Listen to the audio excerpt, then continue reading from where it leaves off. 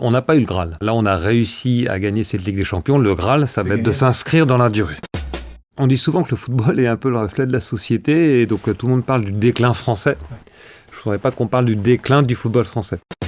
Jean-Michel Aulas, qui a été pionnier avec le développement de l'OL féminin, tout de suite, il a compris que le développement du foot féminin, voilà, ça faisait partie de l'avenir. On a fait un constat, c'est qu'on était en avance et qu'aujourd'hui, on a pris du retard. Bonjour à toutes et à tous, Victoriano Melero, directeur général du Paris Saint-Germain. Je suis ravi de partager une pause avec vous. Bonne écoute. Bonjour à toutes et à tous, je suis Alexandre Mars et vous écoutez Pause, le podcast où on prend le temps. Le temps de comprendre comment rendre l'impossible possible en explorant les parcours exceptionnels de mes invités. Qu'ils soient artistes, chefs d'entreprise, entrepreneurs sportifs ou encore activistes. Résilience, succès, inspiration, ils se dévoilent le temps d'une pause. Soyez les bienvenus. Il y a des hommes qu'on ne voit presque jamais, mais sans qui rien ne fonctionne. Mon invité d'aujourd'hui en fait partie.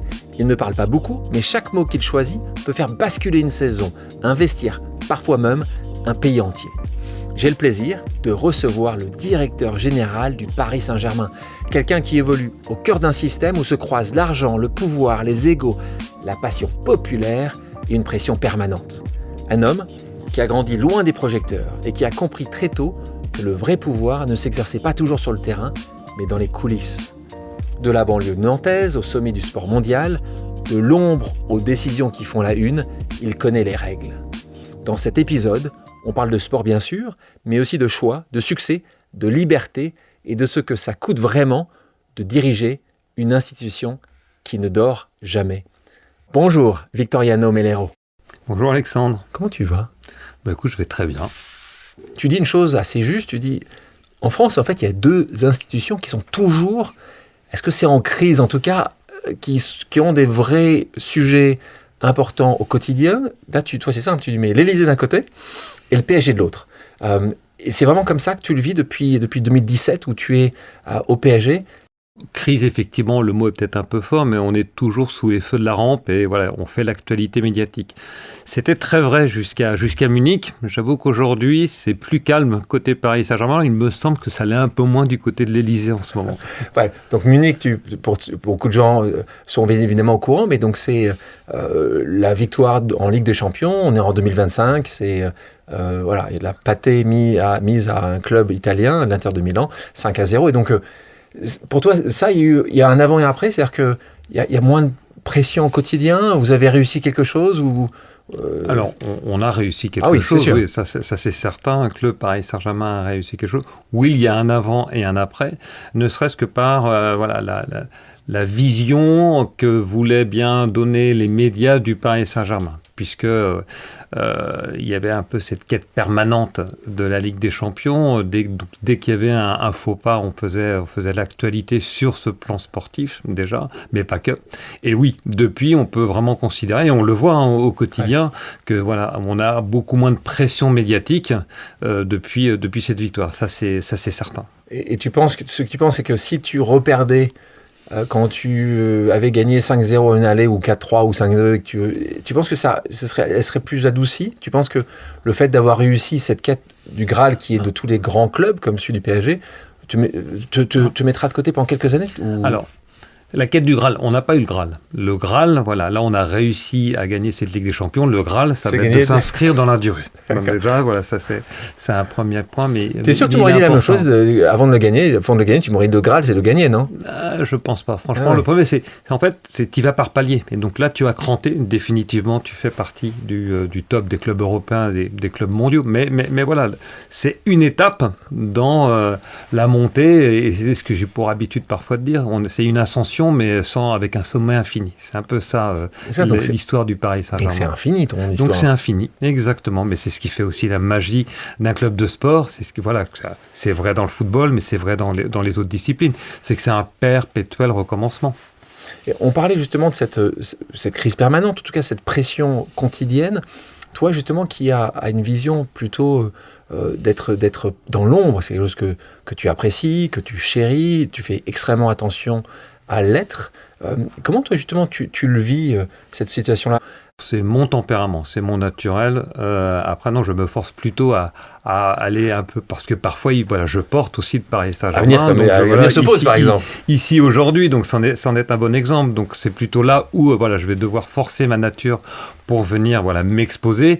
Mais non, moi, c'est tout naturellement, j'ai toujours été dans l'ombre. Avant, j'étais on en parlera plus tard, tout à l'heure, je pense, avocat d'affaires. Le métier d'un avocat d'affaires, c'est pas de prendre la lumière, quoi. Ouais. Donc, pour moi, c'est dans l'ordre naturel des choses. Et pourtant, toi, quand tu grandis, tu grandis quand même avec une vision du sport très tôt. T'es un amoureux du foot très tôt, on en reparlera. Mais avant de rentrer justement sur ces années nantaises, je le disais en introduction, tu grandis, toi, à Nantes, pas si loin ça que de Brest. Hein, donc là, je comprends la distance et les questions qu'il y a toujours entre où est Nantes par rapport à Brest. Mais tu le sais, les gens qui regardent ici, j'essaie de changer à chaque fois notre petite bibliothèque. Et là, j'ai mis quelqu'un pour toi. Et les gens pourraient penser que c'est la casquette du PSG ou c'est le magazine Panini, pas du tout. J'ai mis Bob Marley. Raconte-nous, c'est quoi la relation entre Victoriano d'une barre HLM de Nantes et Bob Marley? Alors, en fait, c'est la raison pour laquelle je suis venu ici, c'est pour ancrer définitivement le fait que, ça c'est l'info du jour, j'ai joué au foot avec Bob Marley. T'as que joué, t'as pas pris parti, parce que t'étais trop jeune. Alors malheureusement, j'étais trop jeune, malheureusement, il n'y avait pas les téléphones portables pour immortaliser ce moment, mais l'histoire, donc quand je dis l'histoire, c'est ce que m'ont dit mes parents, c'est que Bob Marley était venu pour un concert à Nantes, et donc on savait sa passion, son amour pour le football, et il était venu dans la cité où j'étais, et donc il était sorti, c'était un ancien terrain de golf, en fait, ils avaient construit après des HLM dessus, et donc il y avait plein d'étendues de gazon, où on passait notre temps dehors à jouer au foot, et donc il était venu passer quelques instants avec nous et jouer au foot, donc maintenant j'immortalise le fait que c'est vrai, Victoriano Melero a joué au foot avec Bob Marley. Alors franchement là, on peut raconter là, ce qu'on veut. Maintenant on peut arrêter l'émission. C'est clair, c'est beau. Justement, tu parles de Nantes. Donc, tu commences déjà à avoir une vraie passion pour le FC Nantes, puisque tu grandis dans l'amour du football. Et on est dans ces années où Nantes, avec Saint-Étienne, sont les places fortes à ce moment-là. Mais tu grandis, tu l'as dit, dans une cité, dans un quartier de Nantes. Qu'est-ce que ça t'a donné? Moi, quand je vois ça, et tu sais très bien qu'ici, on aime bien justement recevoir des gens qui ont des positions incroyables, mais qui nous racontent un peu justement leur parcours. Toi, tu as un parcours où tu viens, tes parents vont habiter là-bas, immigrer pour ton papa. Qu'est-ce que ça t'apporte au quotidien, ça, cette vision justement, toi qui était, je ne vais pas dire en haut ou en bas, en tout cas de classe populaire, et je sais à quel point c'est important pour toi. Et aujourd'hui, quand je viens te voir, quand je te vois dans la corbeille du PSG, entouré de tout ce qui se compte, de personnes qui ont si c'est de l'influence, de l'argent, j'aime bien voir ce monde-là. Ce monde justement populaire, tu l'as oublié, il est important pour toi. Tu penses que tu as autant de succès et tu es apprécié parce que c'est en toi? La première, ça m'amuse, déjà on va dire, parce qu'il faut prendre ça comme un jeu, donc ça permet d'avoir le recul nécessaire. Après, il y a quand même une fierté personnelle d'être arrivé là, mais surtout j'oublie pas d'où je viens, quoi. Donc je sais où j'étais. C'était une cité, mais c'était une cité radieuse, hein. Franchement, je regarde des merveilleux souvenirs. Et quand je vois l'enfance de mes enfants, qui ont plutôt eux vécu toute leur enfance à Paris, franchement, moi la mienne elle était top, hein, je la regrette pas du tout. Enfin, eux ils pouvaient pas aller jouer au foot jusqu'à 20h et avoir ma mère qui m'appelait après pour venir dîner. Donc ça c'est pas leur histoire à eux. Donc j'en garde vraiment. Je regarde mes attaches, pas plus tard que c'était au match Paris Saint-Germain-Metz. J'avais un ami d'enfance du golf qui était là, qui était sur Paris, venu voir sa femme, et qui m'avait demandé. Donc tu vois, j'ai gardé aussi. Je vois très très rarement, mais l'occasion a fait parce que c'est mon histoire. Hein. Je sais bien que tu dis du golf, on pourrait imaginer, c'était là où tu jouais le matin, pas du tout. C'était là où le quartier dans lequel tu as grandi. Pour justement avoir une trajectoire différente, quand tu grandis dans ces quartiers populaires, il y a souvent pour ces jeunes-là, en fait, parfois l'éducation. C'est de plus en plus difficile, mais c'est une possibilité. Et puis après, tu as le sport ou la musique. Toi, justement, qui a beaucoup de jeunes venant des quartiers populaires qui jouent au PSG. Toi, justement, comment tu le vois? Tu penses qu'il y a d'autres portes de sortie? Comment tu le ressens, ça, toi, en voyant justement tous ces jeunes qui sont autour de toi, qui viennent de ces quartiers populaires, et dont il y en a un, malheureusement, sur très, très, très, très, très nombreuses personnes qui y arrivent. C'est quoi? Tu penses qu'on peut faire différemment? Tu penses que ça peut continuer à exister comme ça, cette barrière absolue, où on peut juste dépasser cette barrière grâce au sport ou la musique? Alors, grâce au sport et à la musique, c'est intéressant ce que tu dis, parce qu'il y a encore récemment, c'était que grâce au sport. Et aujourd'hui, effectivement, il y a la musique et les arts, même, de manière générale, qui viennent donner une opportunité de sortir de sa classe sociale, on va dire les choses telles qu'elles sont. Nous, voilà, au Paris Saint-Germain, on a la chance de pouvoir offrir à des jeunes l'opportunité de devenir des athlètes professionnels. Alors je dis des athlètes parce qu'on a des filles et des garçons, donc c'est des joueurs ou des joueuses, mais c'est une opportunité. Et par rapport à ça, j'ai toujours pour habitude de dire, quand on voit les familles à chaque arrivée, chaque génération en préformation, que voilà, ils viennent avec une ambition, devenir joueurs, athlètes professionnels. Et nous, on a une obligation, Paris Saint-Germain, c'est de leur fournir une éducation qui leur donnera et qui leur ouvrira les portes sur le monde de demain. Donc à travers un club de foot, et tout particulièrement celui du Paris Saint-Germain, on a la chance de fournir cette éducation, parce que la clé, on pourra dire tout ce qu'on veut, elle est dans l'éducation. Donc nous, à notre niveau, il faut rester humble, il faut savoir rester à sa place, mais nous, à travers le Paris Saint-Germain, on a cette possibilité, alors oui, de les orienter vers le sport. Mais tu donnais l'exemple de la musique, donc je vais faire la promo d'un événement qu'on organisera au Paris Saint-Germain. Ça s'appelle Paris Saint-Germain Music Lab, c'est-à-dire que pendant 4 jours, on transforme le Parc des Princes en studio et on fait venir des ingé-sons, des personnes, des songwriters. Et donc là, tu t'inscris comme un music contest et tu vas pouvoir venir et faire ton enregistrement. Entouré des meilleures personnes. Il y a un jury à la fin et quelque chose? Il n'y a pas de jury. Non, il n'y a pas de jury. Pour ceux qui veulent passionnés et doués. Donc tu vois, nous, on allie aussi ce côté musique. Je parlais de ton amour du football. Il se passe quelque chose et c'est à nouveau important parce que les handicaps arrivent. Les handicaps, ça arrive pour de très nombreux jeunes. Toi, tu en as un. En tout cas, on t'en trouve un. Et toi qui es passionné de football, je te retrouve avec un corset. Donc pendant des années, tu as un corset, donc un peu plus compliqué pour te débrouiller, pour jouer au foot au quotidien ou n'importe quel sport. Et ce qui est intéressant, c'est que quand on t'enlève ton corset, tu avais quoi? Tu avais 13 ans, 14 ans? C'est ça, 13 ans. Ouais. Et donc là, tu te dis, ça y est, c'est moi le joueur qui arrive. T'essayes le football, tu penses être très bon, et en fait, t'es correct. Je suis même pas correct, puisque en fait on me demande. J'essaie d'être sympa avec toi. Non, la vérité, j'étais bon effectivement quand je jouais sur les pelouses au pied de l'immeuble, mais en fait lorsque je vais faire le test à l'AS Gagnerie, c'était le club de Saint-Herblain, on me dit t'aimes pas le tennis. Donc là, ça, c'est quand même hyper dur. C'est très très dur. Quand on dit ça à un gamin, il faut faire attention moi, aux éducateurs. Là, mais aujourd'hui, le rôle de l'éducateur, il est vraiment clé justement pour tous ces jeunes, parce que moi on me le dit à 13 ans, mais aujourd'hui, compte tenu en fait la difficulté, parce qu'il n'y a pas tant de ça, il y a beaucoup de jeunes qui veulent jouer au foot, et là je ne parle pas d'aller au Paris Saint-Germain, dans des clubs associatifs, ils sont obligés de les refuser, donc ils leur font passer des tests, et les tests on les fait passer de plus en plus tôt. Donc là franchement ça m'a mis un coup. C'est quoi, quand tu as mis un coup comme ça, tu rentres, tu as la rage, tu pleures, tu sors pas pendant une semaine. Tu t'en souviens de ces moments-là parce que c'est un trauma, c'est un trauma fort pour toi. Non, je me mets, le foot, sport de beauf, c'est fini. C'est fini. Voilà. Donc c'est un peu ça dans l'état d'esprit dans lequel je vais me retrouver pendant quelques années. Et là, je te retrouve à faire du saut en hauteur. Donc là, c'est quand même... tu fais de l'athlétisme, on va dire de l'athlétisme et en particulier du saut en hauteur. Ce qui est quand même... Mais c'est assez marrant, c'est pour ça que merci d'en parler. Parce que ça arrive à pas mal de jeunes qui ont des espoirs infinis dans le sport, ou dans d'autres matières d'ailleurs, et qui parfois, ça arrive quand même assez souvent, que quelqu'un va te sécher ou parfois à raison, parfois il faut écouter, parfois il faut essayer de persévérer. C'est marrant parce que moi j'ai un amour du sport, tu le sais, comme toi, et j'avais comme toi pas les capacités d'être un bon rugbyman, un bon footballeur, un bon tennisman, donc même si j'avais ces espoirs fous, Et moi, au bout d'un moment, je me suis retrouvé il y a 10 ans à travailler à mon petit niveau et aider. À l'époque, c'était la candidature des Jeux Olympiques de Paris, puis administrateur des Jeux Olympiques de Paris. Donc, j'avais réussi à trouver dans un univers absolument fabuleux de sport ma petite contribution.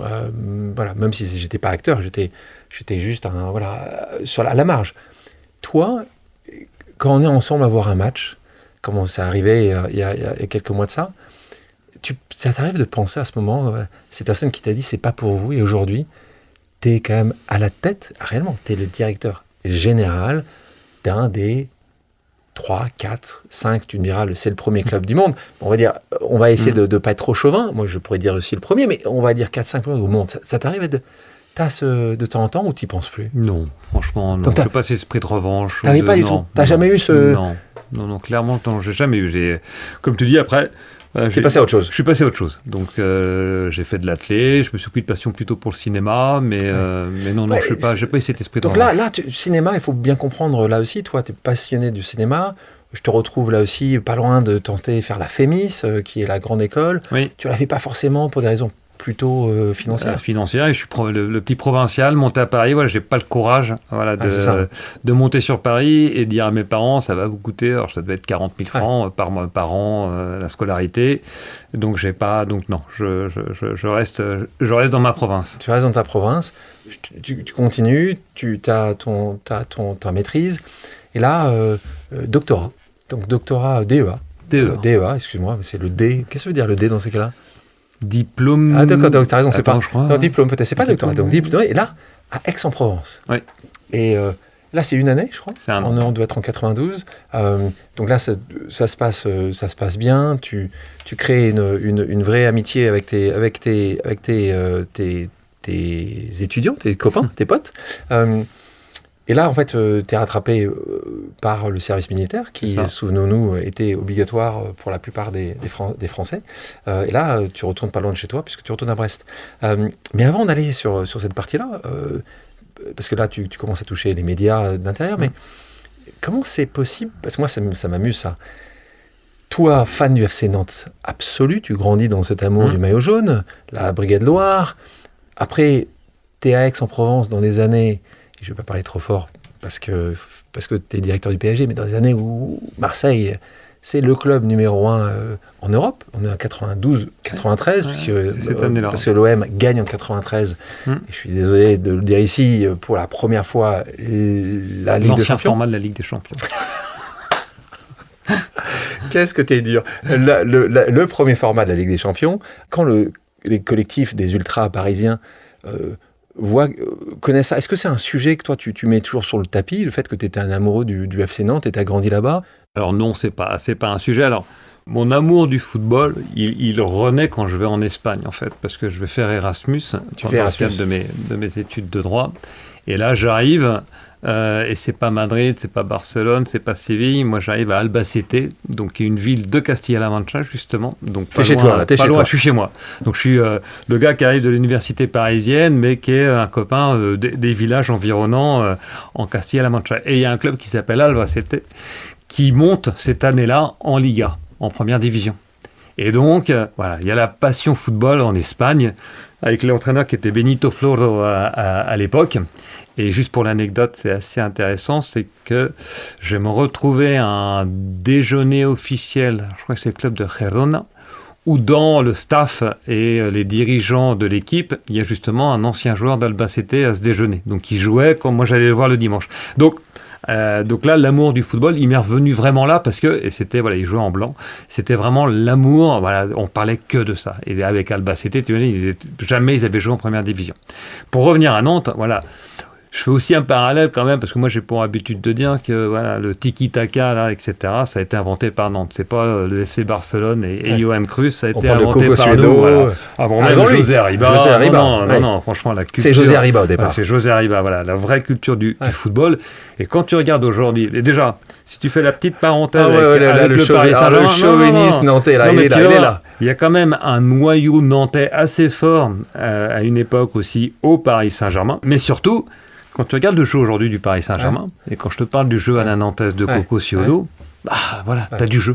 tu as du mouvement. Et c'est quand même, tu vois, on va dire, c'est le jeu à la nantaise du 21e siècle. Donc, c'est pas très éloigné.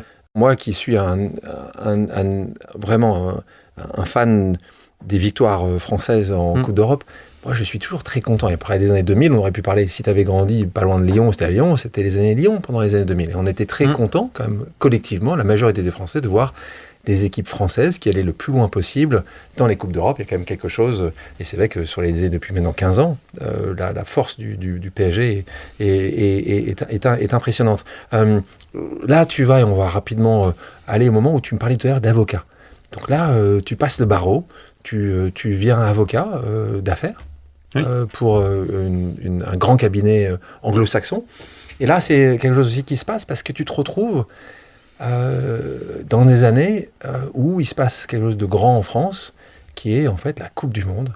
Et donc le cabinet pour lequel tu travailles, qui s'appelait Clifford Chance, est un des cabinets qui travaille, ou le cabinet qui travaille avec le comité d'organisation, qui s'appelait CFO 98. Donc ça aussi, c'est le destin, c'est des moments, c'est ça que tu cherchais quand tu allais là-bas. Tu avais une volonté absolue de travailler... tu vois, parce qu'il n'y a pas de droit il y a très peu de droits du football à l'époque, très peu de droits du sport, c'est des choses encore très, très neuves.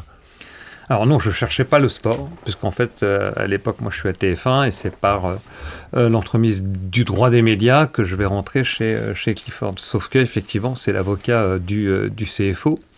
Et cette Coupe du Monde 98, alors, alors pour moi, c'est ce qui va mettre le pied à l'étrier dans ce secteur, dans cette activité. Mais c'est aussi ce qui va créer une vraie expertise de la France dans l'organisation d'événements internationaux. Aujourd'hui, tu regardes tous ceux qui ont été à la tête des récents grands événements, ils sont passés par France 98, par 2003 rugby, par 2003 athlétisme, 2007 rugby. Donc voilà, tu vois les noms qui sont derrière ça. Souvent. Et donc voilà, moi j'ai la chance, effectivement, à travers le cabinet Clifford Chance, de pouvoir être un des acteurs de cette Coupe du Monde. Et puis la chance, quand tu es avocat, c'est que c'est des organisations, elles sont éphémères. Donc par principe, après, ils partent rejoindre des organisations, des fédés, des ligues, des clubs. Et donc ça te fait des prospects, des clients potentiels dans plein d'autres organisations. On voit le businessman c'est le métier d'avocat aussi. Donc, On parle de personnes, j'ai envie de m'arrêter là-dessus, parce que j'aimerais qu'on parle de ce qu'est le mentorat. Ce qui est avoir un mentor, ce qui est de rencontrer parfois quelqu'un de notre trajectoire, professionnelle ou personnelle, qui potentiellement va nous faire devenir quelqu'un d'autre. Parfois, c'est quand tu es recruté dans une entreprise, et c'est le cas pour toi, parce que tu rencontres quelqu'un qui est certainement parce que c'est l'inventeur du droit du sport. Là, tu vois très bien de qui on parle, Yves Verly. Werly ou Verly ? Verly. Voilà. Yves Verly. Comment toi, comment tu l'as appréhendé tout de suite ? Tu t'es dit, waouh, c'est quelqu'un comme ça pour qui j'aimerais travailler ou que j'aimerais devenir. Il a une connaissance, il est tellement affûté. Il t'a impressionné. Comment ça s'est passé avec Yves ? Alors oui, parce que déjà, moi, quand je fais mon premier entretien pour rentrer chez Clifford Chance, le métier des cabinets d'affaires, etc., c'est quelque chose que je ne connais pas. Donc si tu veux... Et le fait qu'il me rappelle pour me dire c'est bon, on vous fait une offre, déjà ça m'a interloqué. Donc ça c'est la première. Et puis après, comme tu dis, il a été moteur. Alors créateur du droit du sport, il y en a certains qui en prendront en bâche, mais en tout cas du droit de l'industrie du sport. Voilà. Et ça a été pendant longtemps quand même un gros mot presque, de mettre industrie à côté de sport. C'était banni parce que ça doit rester esprit de Coubertin, etc. Et donc là en revanche, aucun d'autre, c'est lui qui a été un précurseur dans justement cette professionnalisation des métiers du droit par rapport à tous les aspects économiques, organisationnels que tu as dans l'industrie du sport. Et il est fascinant parce que non seulement donc il a réussi, lui il avait failli être joueur professionnel, mais il avait fait le choix de ne pas l'être. Bon, alors pas de... mais quand même. Et lui, il avait créé toute sa carrière, il l'a faite chez Clifford Chance depuis le début jusqu'à la fin. C'est rare et c'est beau. C'est très très rare. Il était le managing partner du cabinet. il connaissait les 250 collaborateurs, il arrivait le matin à 5 heures du matin, enfin donc une routine, une discipline, et avec en plus la chance d'avoir créé cette expertise dans le secteur du sport et de m'y avoir associé. Donc j'ai énormément appris à ses côtés, en termes de management, ça m'a servi pour la suite, en termes d'organisation, de professionnalisme, et puis le point clé lorsque tu es avocat, c'est le dévouement au client. Ouais. Qui est parfois excessif. Dans les cabinets d'affaires, un peu. Oui, on est d'accord. Ouais, c'est un peu. Peut-être qu'aujourd'hui, maintenant, avec l'évolution des mœurs, ça a changé. Mais bon, avec les haies, peut-être. Qui sait. Ouais, je pense pas. C'est vrai qu'il y a une sorte de dévouement, qui est une sorte de mission pour le client. Ouais, mais à l'époque, franchement, ça me choquait pas, tu vois, de travailler jusqu'à 5 heures du matin. Je rentrais chez moi, je dormais 1 heure, on revenait au bureau, on était dans une adrénaline, dans un rythme. Je sais pas si aujourd'hui il y a la même mentalité. Je pense qu'elle n'est pas loin, je pense qu'elle est toujours là, cette mentalité. Tu connais Pause, on a aussi des pauses amicales, des gens qui ont envie de te poser une question, qui ont envie d'écouter surtout la réponse, qui ne te l'ont parfois pas posée ou qui auraient voulu te la poser. On va écouter la première pause amicale, justement, c'est Yves. Victoriano, maintenant que tu occupes le poste de directeur général avec des fonctions si importantes dans un club comme le PSG, qu'est-ce qui te garde éveillé la nuit ? Merci. Qu'est-ce qui me garde bonne question. Les premières fois. Alors c'est quoi alors quand je dis les premières fois, je vais dire, c'est-à-dire au Paris Saint-Germain, la première fois où tu te prends un coup, une grosse claque sportive par exemple. C'est laquelle pour toi ? Moi, avant, c'est Paris Saint-Germain, Manchester United. 2019, celle-là, franchement. C'est un problème de goal, quand même. Donc, c'est la première faute sifflée sur la VAR, la main de Presco. La main de Presco, qui est la fin du match. C'est à l'époque, avec le Paris Saint-Germain, on fait toujours les premières. Et d'ailleurs, on a gagné la première édition de la nouvelle Formule Ligue des Champions. Entre nous, soi-disant. Mais ce match-là, franchement, il a été dur. La première fois, la première victoire en Ligue des Champions, bien entendu. Et puis, première fois, ma première grosse crise à gérer au Paris Saint-Germain. Qui était laquelle ? Ma première grosse crise, c'est tout ce qui va sortir sur envoyé spécial avec les fiches ethniques, qui va finir avec un classement sans suite, mais qui va faire la une de l'équipe pendant des semaines et des semaines. Et justement, en parlant 2 secondes de médias, là, à l'époque, tu es secrétaire général, tu n'es pas encore directeur général, donc tu as un niveau encore au-dessus entre toi et d'être le plus proche de la crise. Toi, des médias, justement, tu l'as évoqué plusieurs fois, votre relation aux médias, elle est facile, elle est évidente, elle est apaisée, elle est tendue. Comment tu le définis quand dans un pays comme la France où il n'y a pas beaucoup de médias sportifs, il y en a un grand qui s'appelle L'Équipe, sur lesquels tu me parlais de ces fichiers. Comment toi, vous avez une équipe qui travaille là-dessus Alors aujourd'hui, elle est apaisée. Elle est apaisée. Donc je pense qu'il y a plusieurs raisons. La première, c'est l'effet victoire. Clairement et inéluctablement, indubitablement. C'est qu'ils ont vendu plus de, ils ont vendu plus de titres, plus de. Le deuxième, c'est parce que aussi on s'est réorganisé au niveau de la communication, donc avec l'arrivée d'une personne que tu connais, qui est Anne Descamps, qui était donc l'ancienne directrice de la communication de Paris 24, une femme exceptionnelle. Et je confirme. Et qui, on a restructuré en réunissant la communication sous un seul et même ensemble et la direction d'Anne. Et elle nous apporte beaucoup. Donc déjà, ne serait-ce que ces 2 éléments, ces 2 faits, ça apporte beaucoup plus de quiétude dans la gestion des relations. Et puis, moi, ça me permet justement de ne pas être en première ligne, d'avoir à traiter ces sujets, parce que Anne le fait à merveille avec elle et ses équipes.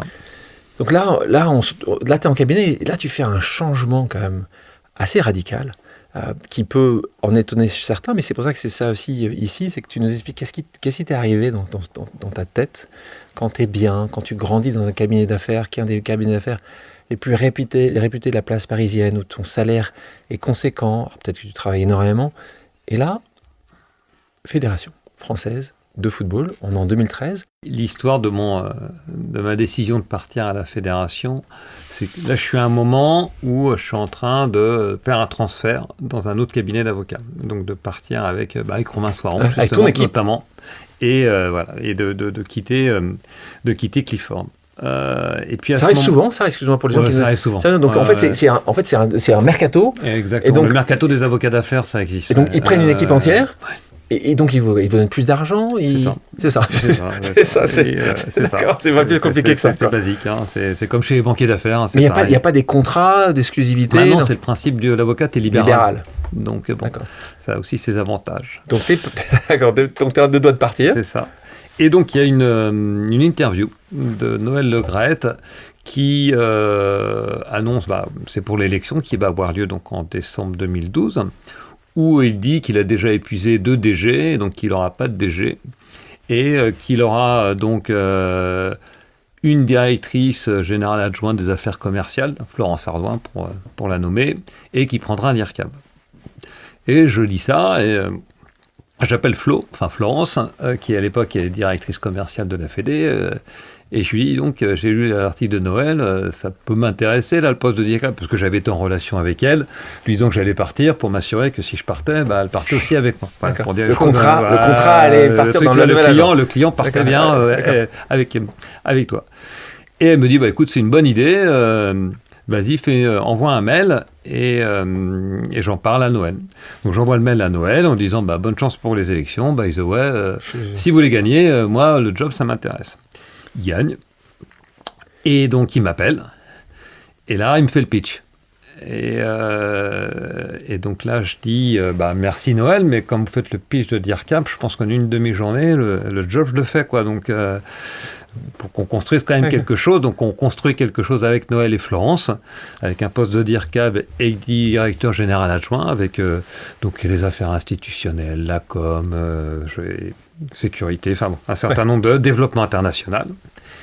Et donc on dit deal done. Mais moi je mets une condition, et ça c'est en lui disant Noël, moi je viens, mais je viens 4 ans. Un mandat. Et moi dans 4 ans je m'en vais. Et lui, il me répond, ça je me rappelle toujours, vous inquiétez pas, moi aussi. Mais au bout de 4 ans, je vais partir. Et lui, il est resté. Jusqu'au moment où il a été mis dehors. Exactement. Mais revenons là-dessus, parce que tu étais en train de m'amener ton équipe, partir dans un autre cabinet. Qu'est-ce qui fait que tu as envie de changer de monde? Ça t'intéressait à ce point-là? C'est que tu es un fan absolu de ce niveau-là? Ou toi, c'est que le foot que tu voulais faire? Qu'est-ce qui fait que tu bascules? Il y a 2 choses. Un, oui, je me dis que c'est quand même intéressant d'aller travailler pour une fédération et la Fédération française de football. Puis la deuxième, c'est que être avocat, c'est être conseil. C'est bien, mais tu donnes des conseils. Et à un moment, tu ne délivres pas, tu n'es pas dans l'opérationnel. Et là, je me dis, la chance quand on est avocat, c'est qu'on peut mettre sur pause. Et donc, pour faire d'autres activités. Et j'ai envie d'avoir l'opportunité d'être opérationnel. Et c'est une opportunité que je vais avoir à travers la Fédé. Là aussi, c'est intéressant. Merci de rappeler que tu as décidé dès le départ que c'était 4 ans. En plus, tu t'y es tenu. Alors, je ne sais pas si... Après, tu fais du storytelling dans ce que tu pensais en 2013, mais en tout cas, t'es vraiment parti en 2017. Mais d'où ça vient aussi cette idée de dire 4 ans? C'est que... Parce que je te connais... J'ai rencontré des gens beaucoup plus carriéristes que toi, c'était pas ton objectif. À la fin, c'était pourquoi? Tu savais que tu allais faire le tour du job au bout de 4 ans? Tu avais déjà une idée? Si je t'avais vu en 2013, je t'avais dit, entre toi et moi, c'est quoi le job qui te fait rêver? Ça aurait été quoi? En 2013 Tu pars là-bas, tu dis 4 ans, tu sais pas ce que tu veux faire après 4 ans? Idée. Tu pensais revenir avocat? Aucune idée, franchement aucune idée. C'était une possibilité, mais vraiment aucune idée. Mais le pourquoi, pour répondre à ta question, c'est que j'avais quand même travaillé pour des fédérations comme conseil, et je voyais ce qu'il y avait à faire, le certain confort dans lequel tu pouvais t'installer. Donc je me disais, c'est intéressant d'y aller, mais je ne dois pas rester une éternité dans cette fonction-là. Donc là, on parle de 2013, 2012-2013, rencontre avec Noël Le Graët, passage de temps avec Florence Ardouin pendant toutes ces années-là. Et là, on revient 4 ans après, donc tu t'en vas vraiment. Mais tu t'en vas, en fait, c'est toujours un peu simple. C'est comme dans une relation amoureuse, parfois. Parfois, un des deux s'en va parce qu'il y a autre chose à côté. Toi, tu pars parce que tu trouves quelque chose. Tu pars pas en disant, c'est 4 ans, je m'en vais. Donc, Non, je me mets à chercher. Tu te mets à chercher. Exactement, je me mets sur le marché. Mais tu leur annonces ou pas? Ou c'était non, le mais soir, là, je suis dispo, je suis c'est là dispo. où c'était une bonne idée, une mauvaise idée de le dire. La bonne idée, c'est que Noël, c'est vraiment quelqu'un qui travaille sur la confiance. Et donc, c'est ce genre de personnalité, si vous partez, vous le trahissez. Enfin, c'est une trahison. Moi, je ne l'ai pas trahi parce que je lui avais dit dès le début. Donc, ça m'a permis de partir en bon terme avec Noël et aussi, bien entendu, avec Florence. Le mauvais point, c'est comme... ça se savait que j'avais dit que je restais 4 ans. Tes collaborateurs, ils disent de toute façon, celui-là, dans 4 ans, il ne sera plus là. Donc, en management, c'est pas une très bonne idée. C'est comme un entraîneur d'une équipe nationale. S'il annonce un peu trop tôt qu'il est plus là 6 mois après, c'est difficile d'embarquer les gens. Un peu plus compliqué. Donc, je me mets sur le marché, voilà, tout simplement. Et t'as quoi comme offre à ce moment-là que t'as pas prise Franchement, est-ce que j'ai eu tant d'offres que ça? Je ne pense pas. Non, je me rappelle pas en chasse. Donc tu contactais les gens, j'existe, l'Equita, non, tu disais j'aimerais bien... Non, j'ai même pas contacté. Non, j'ai contacté personne. Tu t'es dit, mémoire. Comment tu fais alors? T'es sur le marché, tu contactes personne? Chasseurs de tête. Non, j'ai chasseurs de tête. Mais de mémoire, j'ai contacté... Et donc, quand tu as fait le chasseur de tête, c'était quoi t'as dû faire comme au chasseur de tête, j'aimerais bien faire ça. C'était quoi? Aller travailler à l'équipe, aller travailler à TF1 Non, c'était club sportif, fédération. Donc, j'avais été un peu en discussion avec l'UEFA. Mais non, c'était pas vraiment... Parce que c'était la même chose que la fédération, mais pas en millions, mais en milliards. Mais bon. Autre fédération? Non, pas d'autres fédérations. Donc, pas en autre fédération. J'avais dû identifier, parce que j'aime bien la Formule 1, donc j'avais dû identifier la FIA, probablement. D'accord.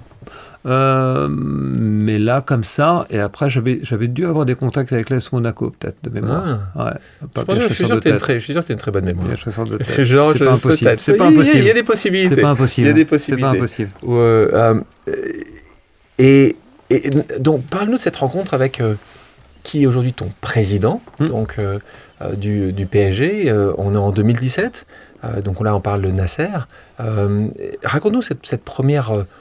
c'est une première rencontre, c'est à travers le chasseur de tête ça se passe? C'est à travers le chasseur de tête, effectivement. Donc je vais voir le chasseur de tête et donc je vais voir Nasser. Et donc moi j'ai fait presque plus de 20 ans d'avocat d'affaires, donc je vais plutôt lui parler de ce que j'ai fait à la fédération, tout l'institutionnel, le réseau que je peux avoir maintenant au niveau des instances, le développement international. Elle fait un peu la communication aussi au sein de la Fédé, je ne parle pas de tout ce qui est juridique et autres. Et à la fin, le retour que j'ai, c'est Nasser dit, mais c'est qui lui? Moi, ce que je veux, c'est un secrétaire général. Je veux qu'il me remette tout d'équerre, juridiquement, compliance, etc. Donc, qu'est-ce que c'est que ça? Ils sont trompés, l'appel. Donc, j'ai la chance d'avoir un deuxième coup, un joker. Et donc là, je le revois. Et donc, là, je te fais en revanche, le truc carré. Voilà, donc, et c'est comme ça que, il dit, OK, je vois Jean-Claude. Donc, Jean-Claude Blanc qui était le directeur général, qui est là aussi un phénomène dans le domaine du sport en France, parce qu'il a été depuis Albertville. C'est plus qu'un phénomène. Il a fait toute sa carrière. C'est un des acteurs clés dans l'histoire. Donc, pour ceux qui ne connaissent pas, ou écoutez, je l'ai eu sur pause il y a quelques années de ça. À l'époque, il était directeur général. Il avait ta position, et donc il nous raconte un peu son parcours qui est assez, comme toi, unique dans les rencontres qu'il a pu faire, dans les Jeux Olympiques d'Albertville qu'il a pu avoir. Donc c'est aussi président, directeur général de la Juventus. Un profil assez génial, et aujourd'hui il travaille pour Ineos, et donc il a quelques clubs aussi. Ce serait intéressant de savoir si vous parlez de temps en temps entre Manchester United et l'OGC Nice. Je crois qu'ils mettent un peu plus de moyens sur l'un que sur l'autre, si j'ai bien compris. Mais voilà, donc Jean-Claude Blanc, tu travailles avec lui. Oui. Puisque donc tu deviens secrétaire général. Secrétaire général du Paris Saint-Germain. Donc c'est une création de poste, avec vraiment un objectif structuré, le juridique au sein du Paris Saint-Germain. Pour schématiser, à l'époque, quand j'arrive, sur un budget de 100, tu as 80% en avocat et 20% en interne. Aujourd'hui, tu vois, 9 ans après, on est passé à 90-10, où vraiment on a internalisé l'expertise. 10-90, quoi. J'ai structuré la direction juridique, on a fait une direction juridique des affaires sportives aussi, j'ai mis en place la compliance. Donc voilà, j'ai structuré, j'ai fait ce pourquoi la mission première qu'on m'avait donnée. Tes anciens copains avocats, ils sont pas contents là, hein?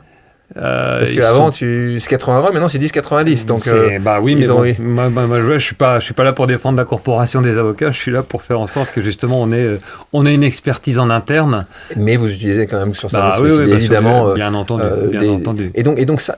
Et puis, ce que je vois, c'est que petit à petit, comme tu fais bien ton taf, on te rajoute une chose, puis une autre chose, puis même tu te retrouves intérim, direction des ressources humaines. Enfin, donc tu grandis comme ça s'agrandit. C'est ça. Alors en fait, à côté, j'ai une deuxième activité qui est vraiment tout à fait institutionnelle, lobbying. Donc ça tombe bien parce qu'à la fédération, j'avais trouvé ma place au sein de l'UEFA, la FIFA. Donc je vais faire cette partie-là Et puis voilà, la LFP, la 3F, donc je vais faire cette partie. Puis effectivement, au fur et à mesure, je vais récupérer les achats, la DSI. La direction des services informatiques. Absolument, la DRH, où je me retrouve DRH par intérim à 2 reprises. Pas évident. Non, c'est pas évident. DRH, et en plus, dans une boîte comme le Paris Saint-Germain, où tu as 40 000 métiers, on s'improvise pas DRH, c'est un vrai métier. Oui, donc toi... Il se passe aussi quelque chose, c'est qu'il y a une deuxième gestion de talent, puisqu'à un moment, Jean-Claude, lui aussi, après une dizaine d'années, décide de continuer son histoire ailleurs. Donc, on parlait d'Ineos. Et là, il y a un appel d'air. Et là, à ce moment-là, il y a toujours 2 options dans ces cas-là. Soit on trouve à l'extérieur et on cherche quelqu'un, soit on fait monter l'intérieur. Toi, quand ça arrive en décembre 2022, je crois, comment ça se passe? Toi, tu postules tout de suite en disant c'est ma voie, tu attends qu'on te propose, tu joues la politique à droite et à gauche, t'es déçu qu'on ne te propose pas le jour J, que c'est toi, l'enfant prodigue, qui peut le prendre. Raconte-nous comment ça se passe dans ta tête en décembre 2022. Tu le vois arriver, tu sais que Jean-Claude s'en va. Oui, enfin... Effectivement, je suis à Tignes, en fait, lorsque les SMS tombent sur l'annonce du départ de Jean-Claude. Mais tu le savais?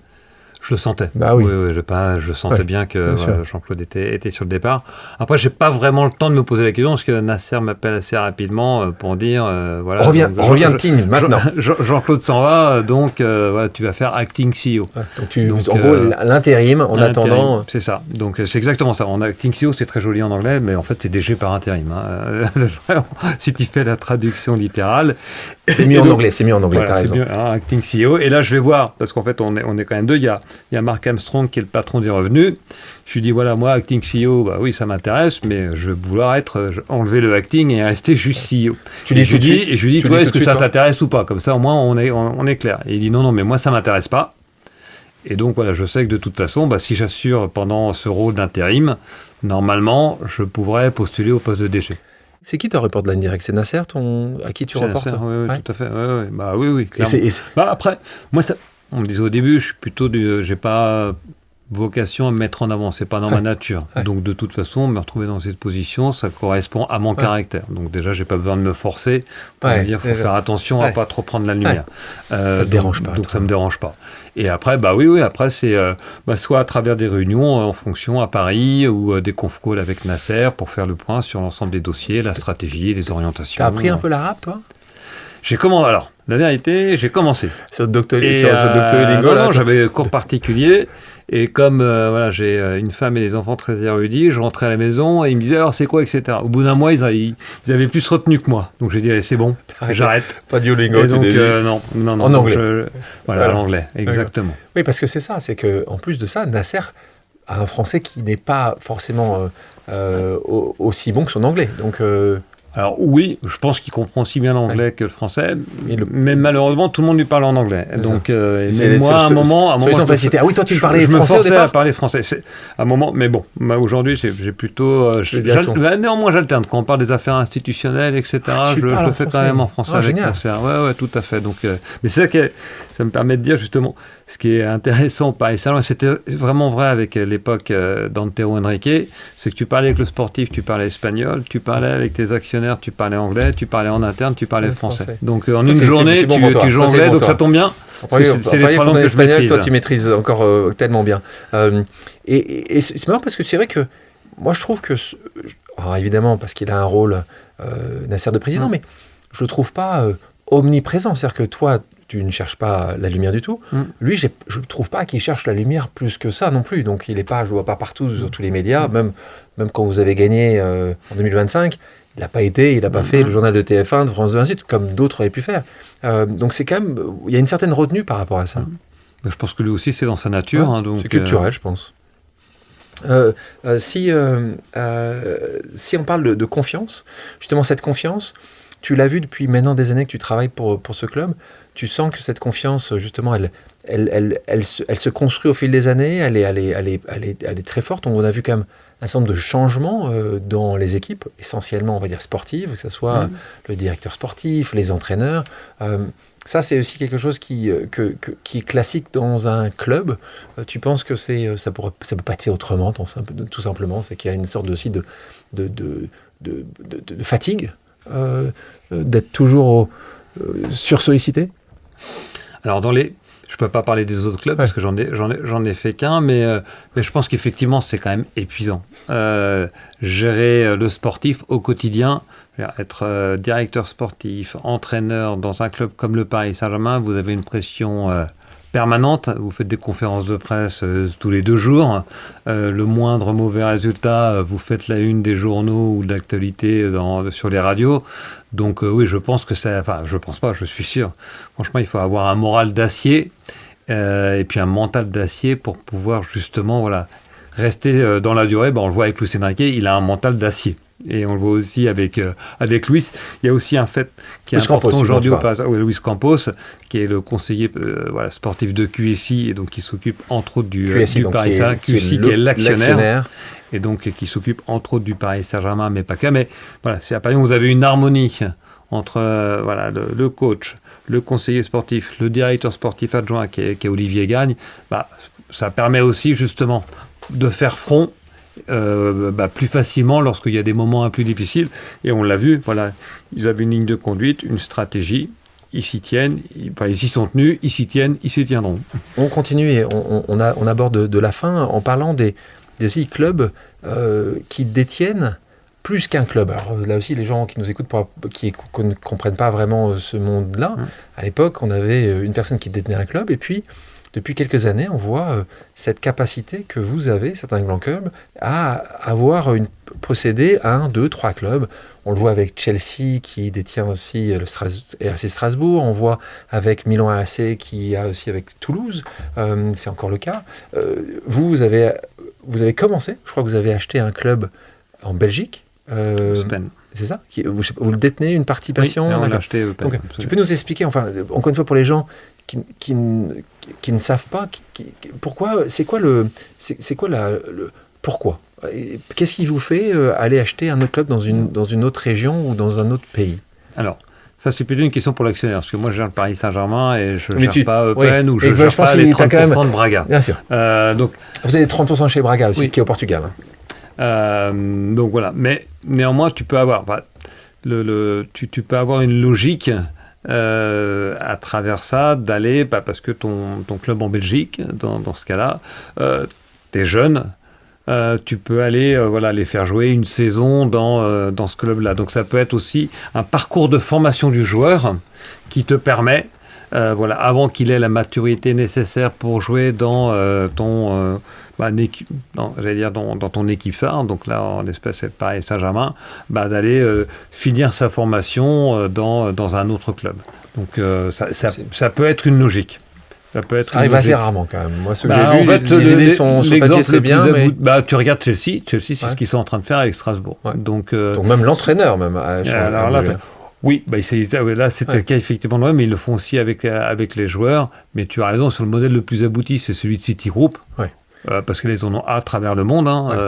Vos meilleurs amis, c'est ça? Tu veux dire vos meilleurs amis? Oui. Manchester City, c'est une grande famille, le football. Bien sûr, donc là, c'est Abu Dhabi qui est le propriétaire de Manchester City. Moi, ce que j'ai compris, c'est qu'il y avait toujours quand même une vraie discussion entre les deux actionnaires sur qui va. En tout cas, vous avez gagné récemment, et avec aussi 2 grands entraîneurs, parce qu'il faut reconnaître aussi, évidemment, Luis Enrique qui est exceptionnel, mais là, ils ont aussi quelque chose, qui est un entraîneur assez incroyable à Manchester City. Donc, eux, ils ont l'Australie.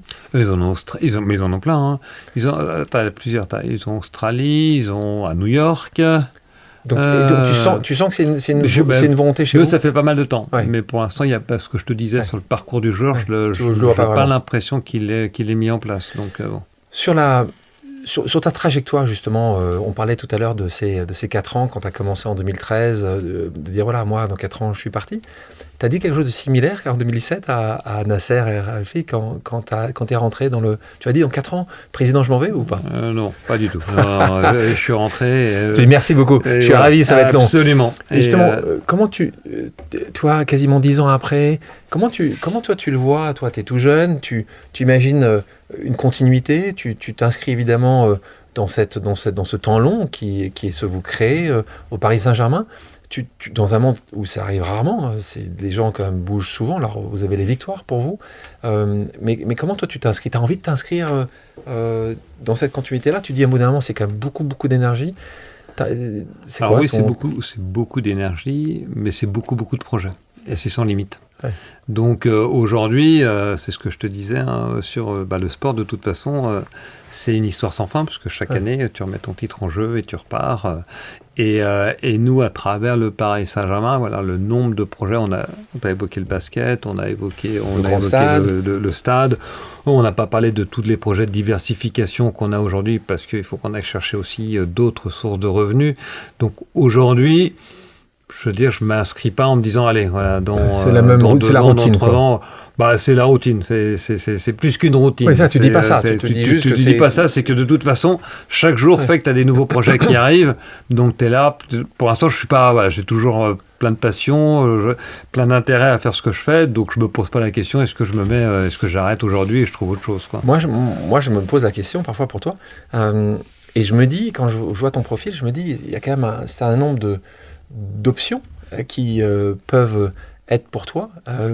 Et c'est vrai que dans les instances, on n'a pas parlé aussi de ton rôle dans les instances françaises, qui est maintenant de plus en plus réel. Est-ce que toi, tu te dirais, je ne dis pas dans 1 an, dans 2 ans, mais peut-être dans 5 ans, quelque chose à l'UEFA, c'est un sujet, parce qu'il y a quelques années, tu avais regardé ça, tu dis, bon, c'est un peu comme la Fédé.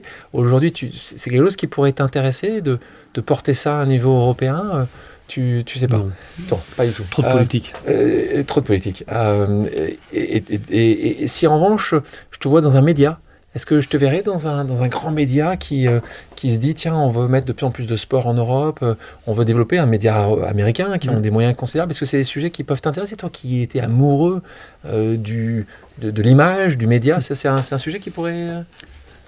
J'y avais pas pensé, mais merci Alexandre de faire mon conseiller d'orientation. Okay. Alors, très bien, j'ai ça. Donc, bon, je vais appeler Amazon Prime, Netflix, on les fait, Disney+. Non, justement, il faut trouver le Netflix du sport, tout le monde en parle, mais personne ne l'a inventé encore aujourd'hui. Netflix, en tout cas, met des moyens considérables pour faire ces événements qui sont directs. Ils ont mis des moyens considérables. On pourrait imaginer qu'il y aurait un match intéressant avec toi, je pense. Moi, j'adore travailler sur les bucket lists. J'en avais parlé, c'est les choses où un jour, j'aimerais faire ça. Un jour... c'est ça que j'aimerais pouvoir réaliser. Toi, si tu avais cette bucket list que tu écrivais, ce serait quoi le truc que tu dis, tiens... Un jour, je voudrais faire mon film. C'est ça? Ouais. Et tu l'as...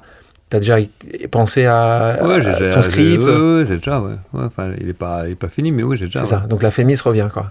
Voilà, c'est ça, exactement. Et là, tu voudrais... En le réalisant toi-même, en dirigeant, en jouant? Pour moi, quand je voulais être cinéaste, c'est-à-dire écrire et filmer ton film. Certainement pas jouer dedans. Non. Ça s'intéresse derrière, quoi. Non, moi je suis pas... Non, justement, là, ça serait contraire à ce que je te dis, sur qui je suis. Donc, non. Donc ça, c'est ça que t'aimerais... C'est ça, c'est dans ta bucket list? Là, dans ma bucket list, c'est la direct. Donc ça, c'est ta bucket list numéro 1. Numéro 1, ouais, clairement. Et tu pourrais tout arrêter pour ça? Ah oui. Oui. Génial. Justement, un conseil que tu donnerais à quelqu'un qui viendrait te voir en disant je travaille dans le milieu du sport, absolument.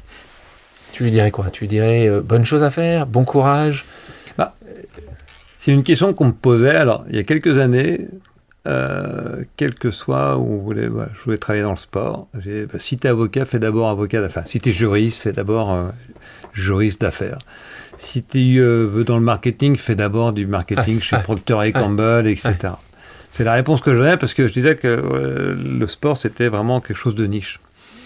Aujourd'hui, c'est plus tellement vrai, en fait. Tu vois, c'est marrant, en 10 ans, comment cette industrie a évolué, c'est assez incroyable. Donc, je dirais néanmoins, fais une formation, une école de commerce, etc. Va pas, alors, c'est pas très sympa pour les écoles spécialisées sur secteur d'activité, mais allez plutôt quand même sur des généralistes. Et après, là, tu peux quand même commencer ton premier job dans le secteur du sport, parce qu'on s'est quand même beaucoup professionnalisé. Après, il faut faire attention, parce que moi aussi, voilà, je parle Paris Saint-Germain, je regarde l'UEFA, je regarde FIFA, je regarde la Fédé, la Ligue. Après, les autres, c'est quand même un peu plus compliqué aujourd'hui. Maintenant que tu as passé ce moment avec nous, puisqu'on termine ce moment ensemble, qui tu aimerais voir, écouter, que je devrais inviter à ta place? Tu dis, tiens, soit quelqu'un que tu connais, soit quelqu'un que tu connais pas, que tu dis, ça serait chouette d'avoir ce moment-là avec cette personne-là, personne grand public qui pourrait raconter son propre histoire. Tu as quelqu'un en tête qu'on devrait inviter? Je te dirais Sam Golshani, parce que comme c'est lui qui m'a posé une des questions, il a un parcours incroyable. Donc je dévoile rien, mais il a vraiment il a une histoire de vie qui est juste un truc de dingue. Mais pas hyper grand public. Mais pas grand public du tout. Bah non, parce que c'est un avocat d'affaires et vraiment dans ce milieu. En grand public... Oh. Bah sinon, je te dirais dans le cinéma, mais c'est pareil. Moi, je t'aurais dit Damien Chazelle, parce que c'est un de mes réalisateurs préférés, mais la personne, tu vois, c'est La La Land et tout, ça va pas non plus... je reste pas grand public. Donc là, comme ça, je trouve pas. Non, je trouve. Et toi, cette pause, puisque c'est le titre du podcast, où t'aimes la faire, la pause? Toi, quand t'as la possibilité de prendre justement le temps pour toi, c'est où? À la montagne. Il y a un endroit spécifique à la montagne? N'importe quelle montagne? N'importe quelle montagne. L'été, l'hiver? L'été, l'hiver. Ah ouais, toi, ouais. Peu importe. Peu importe. La montagne. Victoriano, merci pour ces réponses, merci pour le temps et bravo. Et merci pour le bonheur que tu as apporté à des millions et des millions de Français grâce à la victoire Champions League, donc la Ligue des Champions, nouvelle version pour te faire plaisir. Merci. Est-ce qu'il y a quelque chose que tu voulais rajouter ou est-ce que là on a fait le... Non, on a été exhaustif. On a été assez exhaustif. Merci pour ce moment. Merci à toi. Merci. Merci à tous d'avoir pris le temps de faire une pause avec nous sur RCJ. J'espère que l'émission vous a plu, inspiré ou fait réfléchir. Si c'est le cas, je compte sur vous pour le partager avec vos proches, laisser un commentaire et mettre la note de 5 étoiles sur les plateformes d'écoute. Si vous voulez me suggérer des invités ou simplement me faire part de retours, vous pouvez me contacter via LinkedIn en tapant Alexandre Mars ou bien m'écrire à l'adresse suivante, le podcast pause@gmail.com.